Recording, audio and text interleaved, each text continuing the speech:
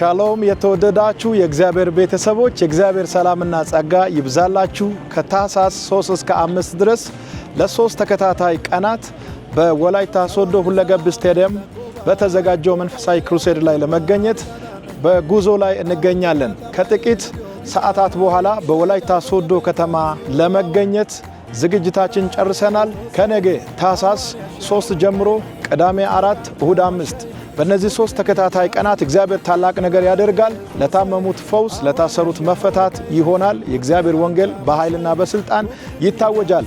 ጉዞ ወደ ወላይታ ቱናራዴስ ቶሳይ አሁን ያሻ ወልቃይ ኡትዲቃንት ያማሻይ ኡግድሚ ገያሰማይ ቱናራዴስ ቶሳይ አሁን ያሻ ወልቃይ ኡትዲቃንት ያማሻይ ኡግድሚ ገያሰማይ